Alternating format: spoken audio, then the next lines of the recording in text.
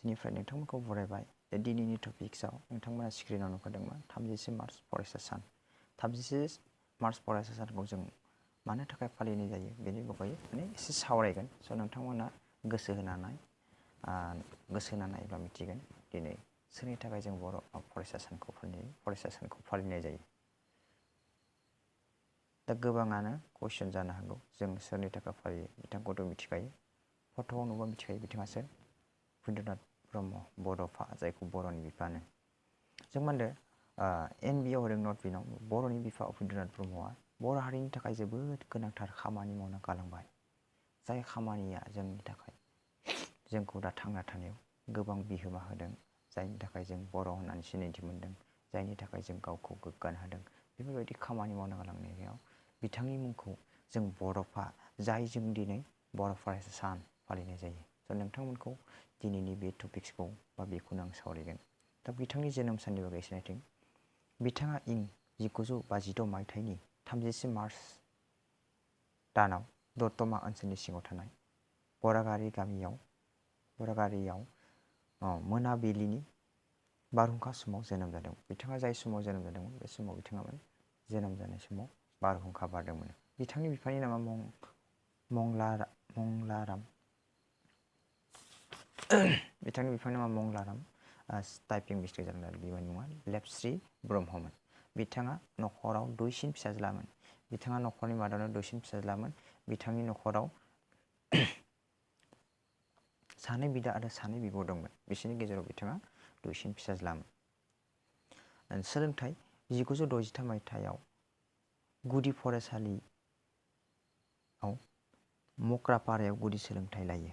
1963 मायथाइयाव बिथाङा मक्रापारायाव गुदि सोलोंथाइखौ लानो हादोंमोन आरो 1963 मायथाइयाव बृति लानानै गुदि फरायसालिखौ बारग'यो। 1968 मायथाइयाव बृति लानानै गुदि फरायसालिखौ बारग'दोंमोन आरो 1975 मायथाइयाव सानखान्थि आरो एडभान्स सानखान्थियाव लेटार लानानै सेथियाव मेट्रिकखौ बारग'नो हायो जायखौ जों फार्स्ट डिभिजन होनना बुङो। बेखौ एडभान्स मेथ्स आरो मेथ्सआव लेटार लानानै बारग'दोंमोन आरो गुवाहाटि कटन कलेजाव PUखौ फिजिक्सआव लेटार लानानै पास खालामनो हादोंमोन जायखौ मुवा बिगियान होनना बुङो आरो 1983 मायथाइयाव BScखौ अनार्स लानानै बारग'यो बा मेजर लानानै पास खालामनो हादोंमोन सोर जोंनि बर'नि बिफा उपेन्द्रनाथ ब्रह्म। दा बिथांनि हिस्ट्रिखौ नायोबा जों मिथियो बिथाङा सासे जोबोद टेलेन्टेड बयमोन जोबोद गोरोंमोन जायनि थाखाय बिथाङा बेबायदि जोंनि गेजेराव बिहोमा होलांनो हादों। जोंबो बेबायदि बिहोमा होलांनो थाखाय जुजिनांगौ। इं 1985 मायथाइयाव BAखौ क'क्राझारनिफ्राय बारग'यो आरो बिथाङा आर्ट्सआवबो फरायदोंमोन। बेसिमाव 1985आव BAखौ क'क्राझारनि कलेजनिफ्राय बारग'यो आरो 1986 मायथाइयाव गुवाहाटीनिफ्राय MScखौ बारग'नो हायो। बिथाङा गुवाहाटीनिफ्राय MScखौ बारग'नो हादोंमोन आरो बिथाङा मा होनदों ल'बो फरायदोंमोन आद्रा जादों बेखिनिखौ आं टाइप खालामासै। ल' फरायनायाव बिथाङा आद्रा जादोंमोन। दा बिथाङा गोबां फरायलांनो नाजादोंमोन हानाय समावसिमहालागै नाथाय थेवब्लाबो हानायखिनिखौ फरायलांबाय आरो जोंनि गेजेराव बिहोमा होलांबाय। बेफोरनि थाखायनो बिथाङा टाइम मोनासै जानो हागौ जायनि थाखाय ल'आ कमप्लिट जायासै आरो साख्रि मावनाय होनोब्ला बिथाङा लिभ भेकेन्सियाव बिथाङा दतमा हिनजावसा गोजौ फरायसालियाव फोरोंगिरि मावदोंमोन गावनि खरसा दिहुननो थाखाय आरो बिथाङा इं 1986 मायथाइयाव इनकाम टेक्स अफिसाव इन्सपेक्टरनि साख्रि मावदोंमोन नाथाय बेखौबो बिथाङा फरायसा आफादनि हाबायाव नांथाबनायनि थाखाय साख्रिखौ नागारनायसै बे साख्रिखौ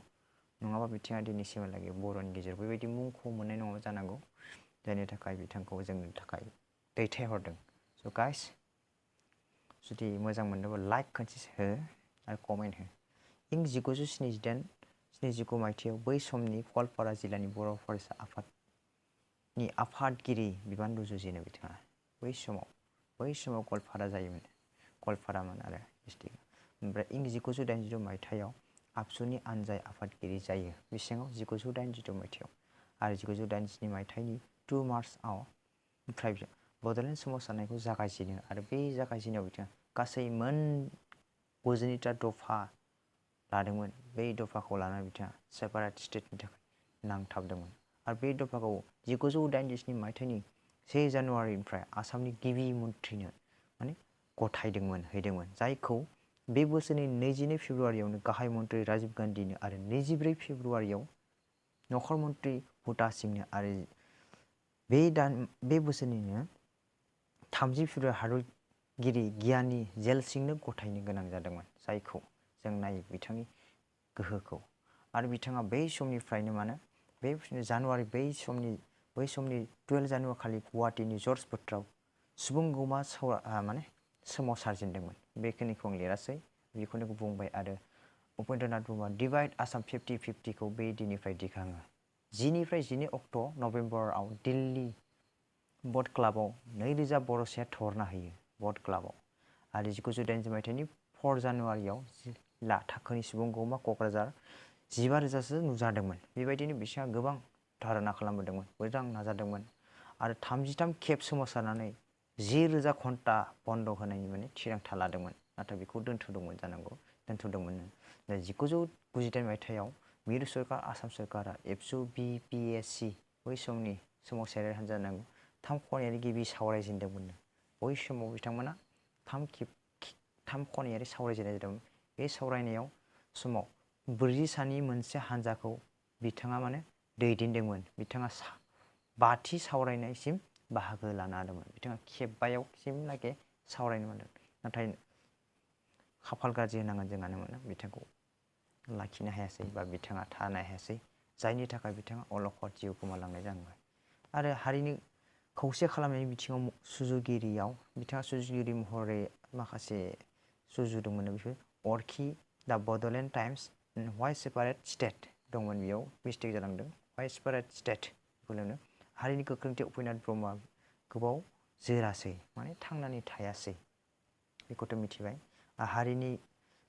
केन्सार बेरामजों साग्लोबजानो गोनां जादों जायनि थाखाय बिथाङा आरो बम्बेनि टाटा मेम'रियेल देहा फाहामसालियाव फाहामथाय लादोंब्लाबो माने साक्सेसफुल जायासै जायनि थाखाय 1990 मायथाइनि 10 मे दानखालि सानसुनि 1:30 जिउ गोमालाङो जोंनि बर'नि बिफा बड'फाया बेसे दुखुनांथाव खोथा आरो इं 1990 मायथाइनि 4 मे खालि दतमायाव सुबुं गौमानि गेजेरजों बे 4 खालि मे खालि बिथांखौ फबदोंमोन आरो बे मे खालि सुबुं गौमानि बेयाव माने आबसु आरो BPSC